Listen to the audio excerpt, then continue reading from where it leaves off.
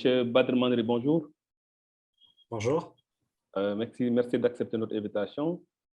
Voilà, je rappelle que vous êtes économiste au Policy Center, que vous avez rejoint il y a 2 ans. Auparavant, vous étiez en fait au niveau du HCP, au niveau du Haut Conseil commissarial au plan. Et vos activités en général de recherche portent sur des questions macroéconomiques de développement, en particulier la politique fiscale et le financement du développement. Alors, juste une précision, que vous êtes titulaire d'une maîtrise en économie appliquée et actuellement vous êtes doctorant à l'université Mohamed V de Rabat, c'est ça? Tout à fait. Alors, super. Alors, monsieur Mandri, on va parler d'économie, comme c'est votre profil, et voilà, c'est votre outil de travail, on va parler d'économie, mais d'économie post-Covid.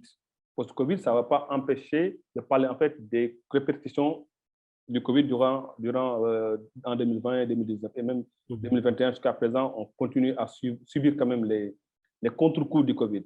Alors, la première question que j'ai envie de vous demander, M. Mandri, c'est comment analysez-vous la structure économique marocaine pour cette période de sortie de crise? Parce qu'effectivement, on est en train de sortir de la crise. Pas tout à fait. On est en haut. Alors, quelle est la principale mutation par rapport aux années précédentes aujourd'hui? Donc, en réalité, qu'est-ce que le Covid a apporté comme changement radical dans le tissu économique marocain?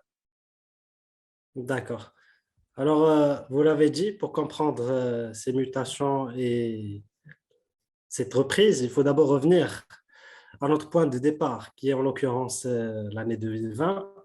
Alors, il faut rappeler que notre pays sort d'une double peine économique. La première provient de la contre-performance du secteur agricole, qui, rappelons-le, est d'une importance cruciale pour l'économie marocaine, non seulement à cause de sa part dans le PIB, qui s'élève à 12%, mais surtout pour les effets d'entraînement qu'il génère sur le reste de l'économie via le canal de la demande.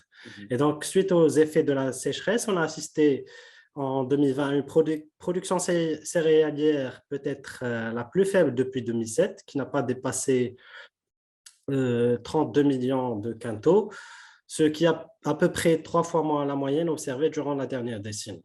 Et la deuxième peine est bien évidemment causée par la pandémie qui a frappé de plein fouet l'économie nationale, aussi bien du côté de l'offre que de la demande. D'abord, durant la période du confinement, où une grande partie de l'activité économique a été en effet paralysée, des secteurs comme celui de l'hôtellerie et restauration ont accusé par exemple des pertes de 90%, transport 56%, commerce 26%, industrie de transformation 22%, etc. Et ensuite, durant tout le reste de l'année 2020, on a vécu dans un climat d'incertitude et de ce qui n'a pas été favorable ni à la consommation, ni à l'investissement, et donc à la reprise. Et au final, on s'est retrouvé avec une contraction du PIB de 6,3, moins forte que l'on avait estimé, oui, grâce en partie à la réponse du gouvernement, mais avec de lourdes dettes et de lourdes conséquences sociales et des pertes économiques énormes dans certaines activités, en particulier celles liées au secteur touristique. À l'arrivée de 2021, nous étions plutôt optimistes. En tout cas, la clémence du ciel et la bonne pluviométrie enregistrée entre le mois de novembre et mars dernier nous poussaient à l'être. La découverte du vaccin représentait également un bon signe de reprise d'une vie normale. Mais avec l'apparition de nouveaux variants et de nouvelles vagues, l'incertitude s'est réinstallée et par conséquent, la reprise s'est atténuée. Et notons que le taux de croissance durant le premier trimestre de 2020 seulement en glissement annuel. Et ce, bien qu'on ait enregistré une excellente performance du secteur agricole qui a réalisé une ajoutée après une récolte céréalière de 103 millions de quintaux. Mais malheureusement, le reste de l'économie peinait jusqu'au premier trimestre toujours à se relancer. Alors, et ce n'est qu'à partir... Oui. Oui, est-ce que, bon, vous avez cité des secteurs aujourd'hui qui ont vraiment changé radicalement par rapport à avant Covid. Est-ce que cela a impacté en fait naturellement et littéralement le tissu? Est-ce qu'on a un besoin aujourd'hui de changer carrément de tissu économique? Est-ce qu'on va faire une mutation? On va pas rester ici? Qu'est-ce qu'il faudrait faire? Alors, pour que notre tissu économique change, c'est un travail de de long terme, d'une décennie ou 2 décennies. C'est un travail de stratégie sectorielle. On ne peut pas attendre qu'une crise change le tissu économique marocain d'une manière très importante.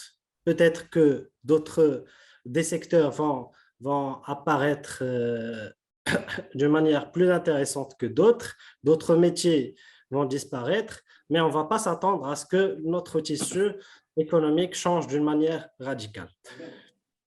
Alors, juste pour continuer ce que j'allais dire, alors, la reprise, on a commencé à la sentir qu'à partir du deuxième trimestre, où on a pu observer cela dès le mois d'avril à travers, par exemple, les statistiques des finances publiques, où on a remarqué une augmentation considérable des recettes de la TVA de 35% par rapport au premier semestre de 2020, ce qui est synonyme d'un redressement de la consommation, à travers aussi les indicateurs du commerce extérieur qui ont révélé un raffermissement de la demande extérieure.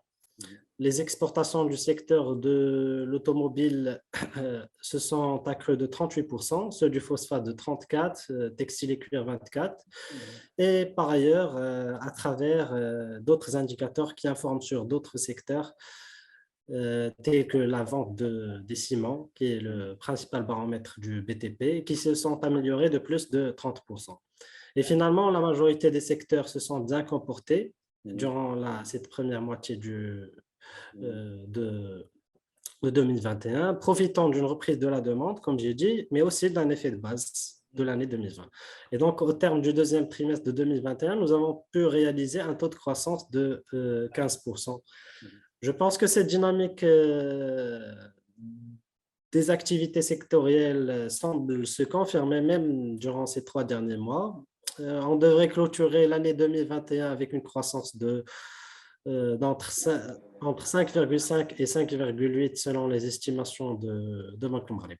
Maintenant, la question qui se pose, c'est est-ce qu'on aura réussi à rattraper les retards accumulés en 2020 ? Justement, ouais. La réponse pourrait être oui, parce que, en fin de compte, ce taux de croissance de 5,8 nous permettra d'essuyer les pertes de 2020. En d'autres termes, nous reviendrons au niveau auquel on était en 2019. Toutefois, je préférais rester ou nuancer cette réponse, car en effet, on s'est beaucoup éloigné de notre trajectoire de croissance de long terme. Et pour y reconverger, il faudrait éventuellement garder le même rythme de croissance, c'est-à-dire 5% pendant les 4 prochaines années. D'accord. Alors, donc, est-ce qu'on pourrait dire à partir de ce moment-là que l'équilibre macroéconomique marocain va rester stable, ne va pas subir vraiment des bouleversements et autres? Alors là aussi, je vais revenir, parce que je n'ai pas parlé des indicateurs macroéconomiques et des équilibres budgétaires et extérieurs. Donc, je vais revenir à ce qui s'est passé exactement, brièvement. Alors, comme vous connaissez, la crise a mis à rude épreuve les équilibres, aussi bien internes qu'externes. Les finances publiques ont été malheureusement en première ligne de cette marée. Nous avons assisté d'un côté à une chute drastique des recettes fiscales qui reste très élastique à l'activité économique. Et plus précisément, le manque à gagner par rapport à ce qui a été prévu dans la loi de finances 2020 en termes de revenus fiscaux est de 50 milliards de dirhams. Et si on rapporte ce chiffre par rapport à la taille de notre économie, c'est 5% du PIB, pardon, et c'est ce qui est énorme. Et d'un autre côté, nous avions de grandes exigences de dépenses qui sont apparues en cours d'année. D'abord pour prendre en charge et renforcer le dispositif médical, puis pour subvenir aux besoins des populations les plus vulnérables, et enfin pour adopter une orientation contracyclique dans le but d'essayer de remettre l'économie sur ses rails, ou du moins atténuer au maximum l'impact de la crise. Et donc, face à ce déséquilibre, les autorités ont privilégié une approche assez prudente, qui a été en tout cas efficace et nous a évité le pire, celle de reposer sur un mécanisme extra-budgétaire qui est le fonds spécial du Covid, à travers la mobilisation des contributions des banques, des particuliers, des entreprises privées et des entreprises de l'État. Et ce fonds qui a mobilisé des recettes d'environ 35 milliards de dirhams et qui reste jusqu'à maintenant excédentaire, selon le dernier rapport sur les comptes spéciaux de Trésor.